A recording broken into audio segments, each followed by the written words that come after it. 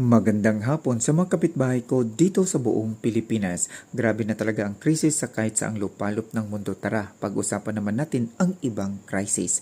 Ang crisis sa myasthenia gravis ay dalawang klase po siya.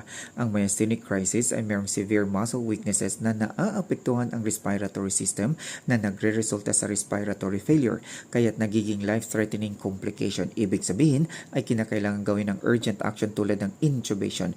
Ang factor ng myasthenia crisis ay ang pagkakaroon ng infection, stress sa surgery at medication changes. Karamihang myasthenic crisis ng mga cases ay dahil sa infection tulad ng pneumonia at pumapangalawa ang underdose or too little medication tulad ng pyridostigmine or neostigmine dahil na rin sa tapering or pag-a-adjust sa gamot. Ang sintomas ng myasthenic crisis na kailangang i-report kaagad sa doktor ay ang respiratory failure, bulbar weakness, severe generalized weakness, speech and facial weakness. Ang mga palatandaan naman sa respiratory failure ay ang pagkakaroon ng severe shortness of breath, shallow breathing, inability to catch breathing, weak and ineffective cough. Ang bulbar weakness na palatandaan ay ang severe difficulty of swallowing or dysphagia, intense throat muscle weakness, drooling of saliva, and rapid choking or gagging. Ang severe generalized weakness naman ay ang rapid, extreme, and sudden weaknesses in the arms, legs, and neck or severe head drop and potential for flaccid quadriplegia. Ang speech and facial weakness na palatandaan ay ang inability to speak, hoarse voice, or extreme facial muscle drop. Ang pangalawang crisis ay ang cholinergic crisis. Ang acetylcholine na nasa synapse at nakapag-deliver ng signal sa acetylcholine receptor ng neuromuscular junction ay kinakailangang i-broken down ni acetylcholinesterase enzymes upang titigil na ang pagkaka-stimulate sa muscle fiber tissue.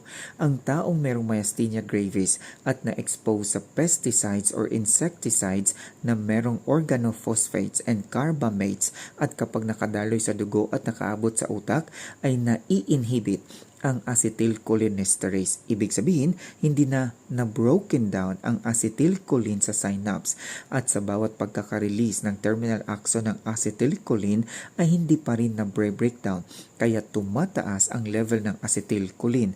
Ang maidadagdag na factor ay ang overdose medication at kung nakagat ni Black Widow spider venom ay talagang tataas din ang level ng acetylcholine. Lahat ng nabanggit na factors ay nakapagpapataas ng acetylcholine level sa neuromuscular junction at ang resulta ay overstimulation sa muscle fiber na siyang dahilan sa mararanasang uncontrollable muscle twitching, muscle cramps, and fasciculations. Ang ibang sintomas ay ang SLUDGEM, S for salivation, L for lacrimation, U for urination, D for defecation, G for gastrointestinal distress, E for emesis, and M for meiosis. Additionally, flaccid paralysis, respiratory failure, bradycardia, hypotension, sweating, dizziness, confusion, tremors, and seizures. Ang crisis na ito ay kinakailangan magkakaroon ng differential diagnosis sapagkat merong pagkakapareho ng mga sintomas. Ang edrophonium or tensilon test ang malimit na ginagawa. Ayon sa order ng doktor, ay ibibigay ang calculated dose via IVTT. Ang dosages ay usually increment or tumataas ang dosage ayon sa pangangailangan. Kinakailangang i-close monitoring sa loob ng 5 to 20 minutes or 5 to 30 minutes. Kapag ang sintomas ay walang improvement at lumala pa, ay talagang cholinergic crisis ang kondisyon ng pasyente.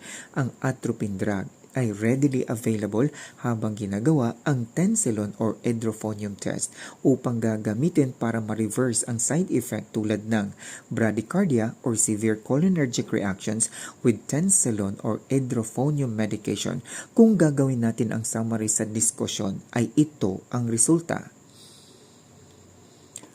Since napag-diskusyonan na natin ang clinical manifestations or sintomas, ay dapat pag-usapan naman natin sa susunod na video ang mga diagnostic tests. Hanggang dito na lamang po. Daghang salamat. Signing off, Bonggits.